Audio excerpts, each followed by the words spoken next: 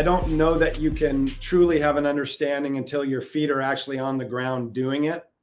I think it's easy to watch a college game or even go see a college practice, which I recommend. That would be one of the recommendations. If you have a college or a pro team in an area that's close to you, instead of spending your time doing some other recreational activity, spend the extra money to go watch those guys and then get there for batting practice. And by the way, that's 3 hours before the game when you play at home.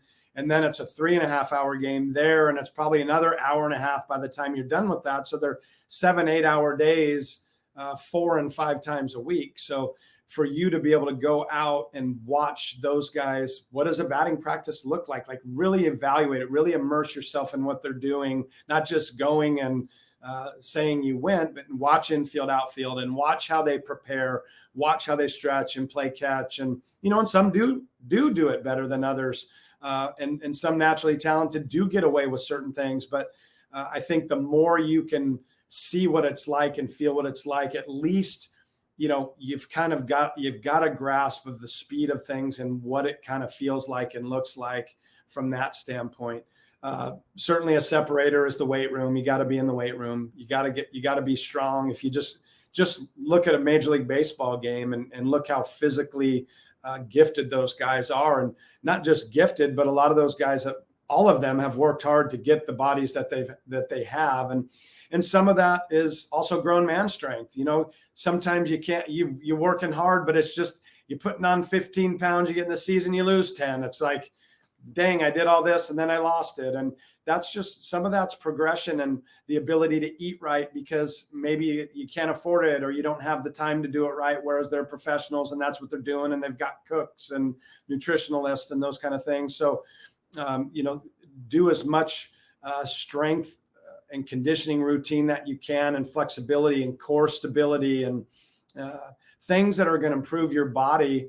And then don't forget the mind. That's a muscle too. Trying to create your routines, create good habits, do one more instead of, I'm good. Give me one more. Let me have one more swing, one more ground ball. That wasn't good enough. One ground ball. Okay.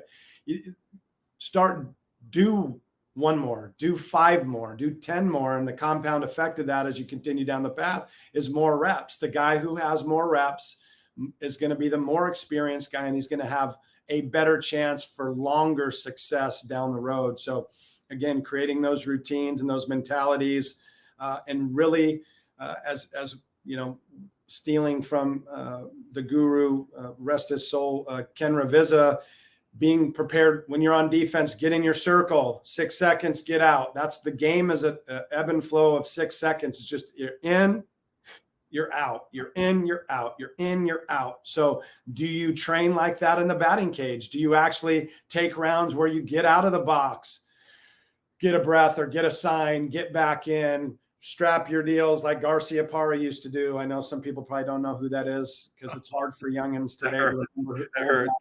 Okay. Spirit, take your bat and pick out a letter and, develop those routines that you can go to, that you can control, because once the ball leaves your fingers or the ball leaves your bat, you got no control over it. If the umpire calls it a strike, guess what? It's a strike. If he calls you out, guess what? You're out. Like, the coach will argue if he thinks it's something else, but for the most part, those things are out of your control. So being able to funnel in and control the controllables is really big, and it's hard to do. But if you can just kind of chip away and start at some of those kinds of things, I think you're going to find success quicker, and you're going to find that when it's going bad or it's going fast, the pitcher's trying to quick pitch you, or it's the crowd's yelling at you, or mom and dad want you to get a big hit, or your grandma came to watch you for the first time.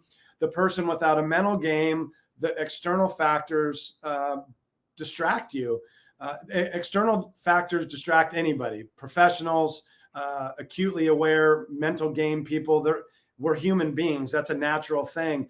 But the ability to be able to, like, if somebody walked in this room right now and yelled in my ear, I would like to think I could still not skip a beat. They could yell right in my ear and I'd still be talking. I would have heard them because they yelled in my ear, but I'd have the the discipline and the focus to be able to continue my thought, even though something else was going on. And those are the different things. You know, Tiger Woods, he goes on a backswing and a camera goes off, or somebody yells, "You the man!" You know, he steps back, right? And sometimes give the like, "Come on, man, really?"